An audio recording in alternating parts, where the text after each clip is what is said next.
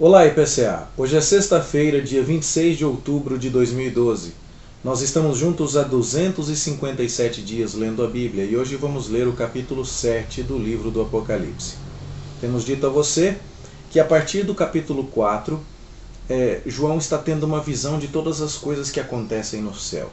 No capítulo 4 ele vê que um trono no céu governa todas as coisas e recebe toda a glória.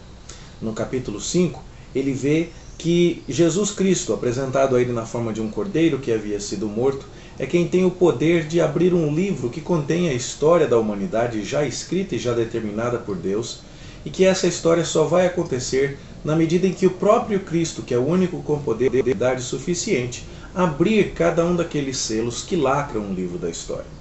No capítulo 6, nós vimos a descrição da abertura de cada um desses selos, o que nos faz entender que a história avança na medida em que Cristo abre os selos, e só nesta medida, e que tudo aquilo que acontece na história, portanto, acontece quando Cristo quer, e é o que Cristo quer que aconteça, e o que ele determinou e planejou para que acontecesse. Os selos descrevem realidades difíceis. Embora o primeiro selo fale da marcha de um cavaleiro branco que sai vencendo e para vencer, com uma coroa na cabeça, e nos aponte, portanto, a figura do Senhor Jesus Cristo e o seu Evangelho e o reino inaugurado, nós temos no segundo, no terceiro e no quarto selos os outros três cavaleiros que falam de perseguição religiosa, de fome e de mortes e de guerras. Então essa é uma realidade difícil que vai prevalecer neste mundo enquanto as coisas não chegam ao seu fim. Jesus Cristo já veio, a igreja já é vencedora, no entanto a igreja vai enfrentar lutas, representadas aqui no segundo, no terceiro e no quarto selo, pelo cavaleiro vermelho, que é o cavaleiro da perseguição religiosa, pelo cavaleiro preto, que é o cavaleiro da fome, e pelo cavaleiro amarelo, que é o cavaleiro da guerra. O quinto selo, no capítulo 6, como vimos ontem, é um retrato da igreja perguntando a Deus até quando esse tipo de realidade difícil para a igreja vai permanecer. E Deus, além de purificá-la e dar a ela uma vestidura branca, lhe diz: igreja, isso vai acontecer até que eu complete o número daqueles que me pertencem. Então, isso nos deixa um entendimento muito claro de que, apesar das lutas que estamos enfrentando como igreja neste mundo em épocas diferentes, tudo isso acontece porque Deus está reunindo o seu povo de todas as épocas, toda tribo, toda língua, toda nação. O sexto selo nos mostra que, embora pareça demorar, esse dia do juízo vai chegar. E quando ele chegar, as pessoas vão preferir morrer a ter que encarar a Deus. E esse é um quadro temível do juízo, o grande dia da ira. Quem é que vai poder sustentar-se? E o capítulo 6 terminou com essa pergunta. O capítulo 7, que hoje estudamos, vai falar a respeito de quem vai poder escapar da grande ira de Deus. E ele começa dizendo que João viu 4 anjos nos 4 cantos da terra, que seguravam os 4 ventos para que nada acontecesse na terra, nem mesmo um vento soprasse, nenhuma forma de juízo acontecesse na terra, enquanto Deus não determinasse. Note que coisa, não só a tribulação que vem sobre a igreja é algo que acontece no tempo de Deus, como também o juízo sobre aqueles que causam a tribulação só haverá de vir no tempo de Deus. O juízo está marcado, o juízo está pronto para acontecer, mas ele ainda não acontece porque Deus o sustenta, o segura na visão aqui, mediante os 4 anjos nos 4 cantos da terra que estão segurando esses 4 ventos. E então, sobe um outro anjo e que diz a esses anjos que seguram o juízo de Deus que eles não devem danificar nada, nem terra, nem mar, nem árvores, ou seja, eles não devem executar o juízo que acabou de ser mencionado no sexto selo sobre a humanidade caída, sobre aqueles que se opõem a Deus, até que sejam selados na fronte os servos de Deus. Ou seja, é preciso colocar uma marca em quem é do povo de Deus, na igreja verdadeira, para que ela seja poupada desse grande juízo que esses anjos vão executar. Essa marca vai ser colocada na fronte, um símbolo que vai ser importante aqui no livro do Apocalipse, que nos lembra do pensamento, da mente e de como as pessoas raciocinam segundo a vontade de Deus. e num lugar muito visível, como era o caso do Cordeiro Pascal na Páscoa, cujo sangue era passado na verga da porta, bem na testa da porta. Então, esse anjo deve selar na fronte, na testa, aqueles que pertencem a Deus, porque esses são os únicos que serão poupados no grande dia da ira. O juízo previsto no 6º selo, ele é um quadro do que vai acontecer com os ímpios. O capítulo 7 nos mostra o que acontecerá ao mesmo tempo com a igreja. A igreja será selada e será poupada desse grande juízo. É dito no verso 4 que os selados são 144 mil de todas as tribos. Esse número, você talvez já tenha ouvido falar, tem sido alvo de muita especulação. E nós vamos apenas expor a interpretação que entendemos ser a mais correta, a mais coerente, e para nós isso é assunto incontroverso, é muito tranquilo. 12 é o número das tribos de Israel. 12 também é o número dos discípulos. A cidade santa, Jerusalém, ela tem esse número 12 muito claro nos seus fundamentos, nas suas medidas, e há medidas dela também que envolvem o número 144, e se você quiser conferir, basta olhar lá no capítulo 21, a partir do verso 9. Você vai ver que no capítulo 14, nos versos 3 e 4, esses 144 mil são pessoas que Deus comprou de toda a terra. Então, o que acontece aqui? Esse número é um número simbólico, de 12 vezes 12 vezes 1000. Que é isso? É a igreja de todos os tempos e de todas as épocas, reunida pelo poder de Deus e para a preservação que Deus lhe propõe. Claro, a igreja é um número incontável, como vai dizer a segunda parte do capítulo 7. Multidão de multidões, milhares de milhares. Então este número simplesmente nos mostra que 12 vezes 12 vezes 1000 aponta para a totalidade da igreja em todas as épocas. Isso nos ajuda a entender aquilo que um comentarista já disse com muita propriedade, que antes de Cristo nós encontrávamos a igreja na forma de Israel. Mas que depois da vinda de Cristo nós encontramos o Israel na forma de igreja. E isso então aponta para essa totalidade que está prevista aqui nesse número. Um grande argumento a favor disso é que não existe uma lista das 12 tribos semelhante a essa em nenhum lugar do Antigo Testamento.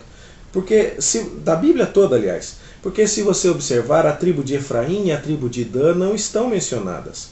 E essas duas tribos eram tribos importantes. Talvez porque Dan cometeu idolatria, no caso do livro dos Juízes, mas no lugar dessas duas tribos estão as tribos de Levi e de José. Se fosse uma descrição mais precisa de todo o Israel físico, dos judeus segundo o sangue, essa alteração na ordem das tribos aqui seria difícil de explicar.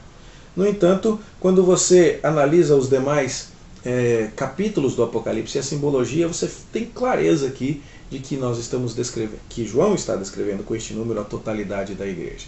E o que acontece com a igreja, com esses 144 mil, com aqueles cujo número o Pai conhece exatamente e que não serão danificados, que não sofrerão o juízo? Eles recebem um selo. O selo na Bíblia é marca de 3 coisas. A primeira, de proteção. Por exemplo, o túmulo de Jesus foi selado, foi lacrado para que não fosse violado. Você pode conferir isso em Mateus 27 e 66. Mas selo também é um sinal de propriedade. Nós somos selados pelo Espírito Santo para que ficasse claro que nós pertencemos a Deus. Está lá em Efésios 1,13. E a amada fala para o seu marido: põe-me como selo sobre o teu coração. Cantares 8,6. Então você vê que também é um símbolo de propriedade. E por fim, o selo atesta genuinidade, atesta que algo é verdadeiro. Lá no livro de Esther, no capítulo 3, no verso 12, você vai ver que o selo do rei foi emprestado para conferir autenticação no documento. Então, o que é o ato de selar a igreja, neste momento do capítulo 7, entre o 6º selo e o 7º selo? É o ato de dizer que o povo que pertence a Deus, cujo número é completo, envolve os crentes da antiga aliança, da nova aliança, é um número muito grande, mas é um número conhecido por Deus. Essas pessoas não sofrerão o juízo, elas vão poder suster-se no grande dia da ira, porque elas foram marcadas por Deus e agora são da sua propriedade, são sua igreja genuína e estão debaixo da sua proteção. Isso tudo é muito maravilhoso. E o que vai acontecer com a igreja? Se os ímpios vão sofrer juízo, a igreja vai ter que tipo de destino? Então, a partir do verso 9, nós vemos isso. A igreja será glorificada e ela vai ter uma glória que vai se refletir em pelo menos 3 coisas aqui. Primeiro, na sua aparência. O versículo 9 diz que essas pessoas estarão vestidas de vestiduras brancas. Segundo, no seu serviço, porque você vai ver lá no verso 15 que elas vão se encontrar diante do trono de Deus e vão servi-lo de dia e de noite. E terceiro, no lar que vão possuir. No verso 15 e também no verso 16, você vai ver que elas estarão diante de Deus, daquele que se assenta no trono, e Deus estenderá sobre essas pessoas o seu tabernáculo. A tenda em que elas vão morar é a mesma tenda em que Deus vai morar. E elas nunca mais terão fome, nem sede, nem nada, porque o Cordeiro vai apacentá-las e com elas estará. Então você percebe aqui uma grande comparação contrastante entre o destino dos ímpios no 6º selo e o destino da igreja no capítulo 7, que antecede a abertura do 7º selo, que vai acontecer no capítulo 8, verso 1. Isso é uma descrição de que a igreja não vai ser condenada junto com os ímpios, porque ela é selada, ela é propriedade de Deus, ela é protegida de Deus e ela é genuinamente o povo de Deus. Ela, ao contrário, vai receber glória. Uma glória que vai se refletir na sua aparência, vestida de vestiduras brancas, no seu serviço de estar servindo diante do trono o tempo todo, e também no seu lar, que é dividir o tabernáculo com Deus. Ela será certamente uma igreja inumerável, como diz o verso 9, ninguém pode contar, uma igreja universal, porque vem de todas as nações, tribos, povos e línguas, e esse é mais um dos argumentos que nos leva a entender que o capítulo 7, na parte inicial, está falando de todo mundo mesmo, que ela será honrada porque estará diante do trono, numa posição de autoridade, que ela será pura, porque veja o verso 14, ela lavou as suas vestes e as alvejou no sangue do Cordeiro, e que ela será vencedora.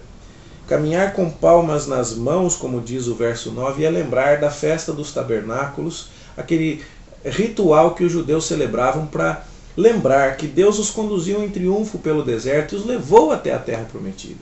Então, em tudo isso, você percebe que há uma glória a ser antecipada aqui e a ser já motivo da nossa consolação, apesar de o mundo estar vivendo em dificuldades. Por causa da pregação do Evangelho, a igreja vai sofrer. O primeiro cavaleiro saiu vencendo, mas o segundo trouxe perseguição para a igreja. O próprio mundo está em agonia, está enfrentando fome, como diz o 3º cavaleiro, e guerras, como diz o 4º cavaleiro. Isso deixa a igreja impaciente, como diz o 5º selo. Até quando? Mas o 6º selo diz, o juízo vem sobre os ímpios. E o capítulo 7 diz, no entanto, a igreja será poupada. Deus conhece os que lhe pertencem, eles jamais perecerão, eles vão ter uma vida de glória, na sua aparência, no seu serviço, no seu novo lar. Isso tudo serve para nós de advertência, porque o tempo da tribulação se aproxima. Porque as lutas que são descritas nestes capítulos como um todo, são lutas que não devem nos fazer desanimar. Essas palavras também nos trazem uma grande segurança. O verso 16 do capítulo 7 diz, eles jamais terão fome, nunca mais terão sede. Não cairá sobre eles o sol, como é o juízo descrito lá no 6º selo, nem ardor algum, porque o Cordeiro é quem os apacentará. Isso nos traz segurança. E nos traz também uma promessa maravilhosa de recompensa. Deus vai enxugar dos nossos olhos toda lágrima que tenhamos derramado neste mundo de perseguição, neste mundo oposto à vontade de Deus. Este, portanto, é o primeiro ciclo do livro do Apocalipse, onde os juízos que Deus vai executar sobre o mundo são anunciados. Os selos, na verdade, então, são uma certa forma de propor, de introduzir o conceito de que Deus está julgando o mundo. Eles terminam aqui no capítulo 8, verso 1, sem que a gente saiba mais coisas a respeito do novo céu, da nova terra, coisas que Apocalipse vai voltar a falar, mas lá para o finalzinho.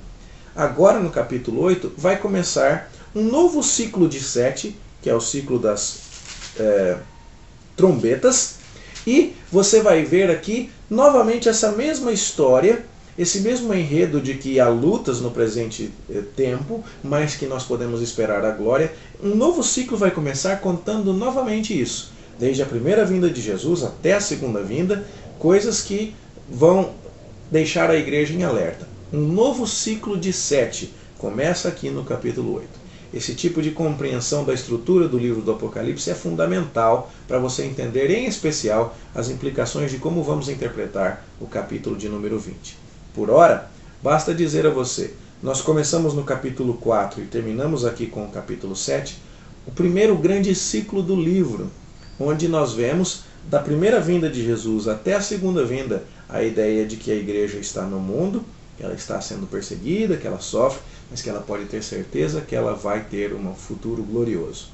O ponto em que a igreja é deixada aqui no final do capítulo 7 já é muito bom.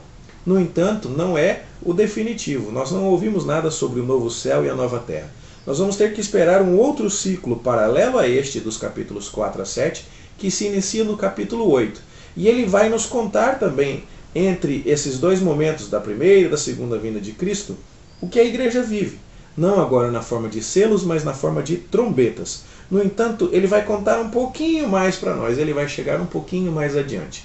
E assim nós vamos ter vários ciclos no livro do Apocalipse, cada um deles contando um pouquinho mais para frente, até que a gente chegue no último, que vai nos contar do novo céu e da nova terra, e assim o livro vai ser encerrado.